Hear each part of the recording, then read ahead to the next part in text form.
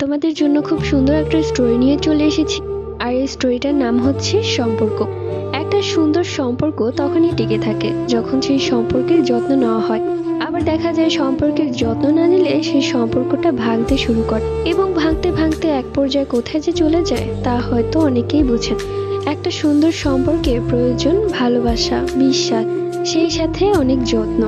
আজ আমি এমন একটা গল্প আপনাদের কাছে শেয়ার করব যার পুরো গল্পটা শুনলে তোমাদের ভালো লেগে যাবে, এটা আমি বলতে পারি। তো যাই হোক, বেশি কথা না বাড়িয়ে গল্পে চলে যাচ্ছি। আমার নাম রাইসা, আর আমার উনি মানে আমার হাজবেন্ড, ওর নাম নাহিদ। তার সাথে আমার পরিচয়টা হয়েছিল আমার বান্ধবীর বিয়েতে। সে ছিলেন আমার বান্ধবীর স্বামীর বেস্ট ফ্রেন্ড। বিয়েতে অনেক মজা করছিলাম এবং সেও তার বন্ধুদের নিয়ে অনেক মজা করছিল। আমি আমার বান্ধবীর বাসায় গিয়ে 3 দিন থেকেছি। আমার বান্ধবীর গায়ে হলুদের দিন রাতে আমরা খুব মজা করি সবাই মিলে। তো এক এক করে যখন সবাই ঘুমে ডলে পড়ছিল তখন আমরা সবাই ছাদ থেকে নেমে যাচ্ছিলাম, কিন্তু নাহির নাম ছিল না। সে এক কোনায় দাঁড়িয়েছিল।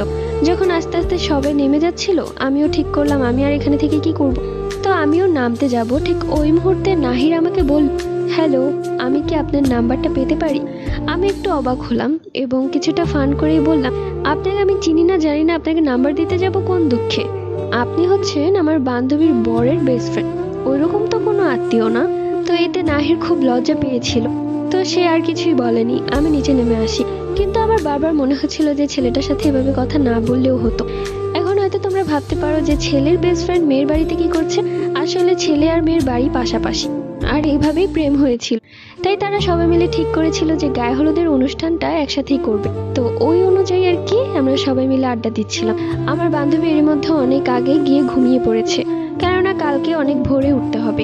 তো আমি আমার বান্ধবীর সাথে ঘুমিয়ে আছি, কিন্তু বারবার সেই ছেলেটার কথাই মনে পড়ছে। ছেলেটাকে আমি মুখের উপর এভাবে কথা না বললেও পারি। তো যাই হোক, বিয়ের দিন সকালবেলা আমি আমার বান্ধবীকে নিয়ে পার্লারে চলে যাই এবং আমি নিজেও পার্লার থেকে সেজে আসি। তো আসার পর তো দেখলাম যে ছেলেটা আমার দিকেই তাকিয়ে আছে, বারবার ঘুরে ঘুরে আমার দিকেই তাকাচ্ছে। তো আমি আমার বান্ধবীকে বিষয়টা শেয়ার করি। আমার বান্ধবী তখন আরো বেশি মজা নেয়, আরও বলে যে আমাদের বিয়েটা হয়ে যাক, তারপর তোদের বিয়েটাও ঠিক করিয়ে দিব। আমি তখন বললাম, পাগল হয়ে গেছিস, তাকে আমি চিনি না জানি না। তখন আমার বান্ধবী বললো, তো কি হয়েছে, চিনবি জানবি, সমস্যা কি? তো যাই হোক, বিয়েতেও আমরা খুব মজা করি। তো বিদায়ের সময় সবাই কাঁদছিল, কিন্তু আমার একটু কান্না পাচ্ছিল না, কেননা আমার বান্ধবী তাদের বাড়ি থেকে পাশের বিল্ডিংয়েই যাচ্ছে। তো যাই হোক, এরপর আমি আমার বাড়িতে চলে আসি। বাড়িতে আসার পর দেখলাম যে আননোন নাম্বার থেকে 2টা ফোন এসেছে।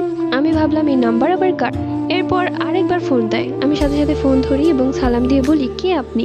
তখন সে সালাম দেয় এবং আমি জানতে পারি এটা নাহিদ। পরবর্তী গল্প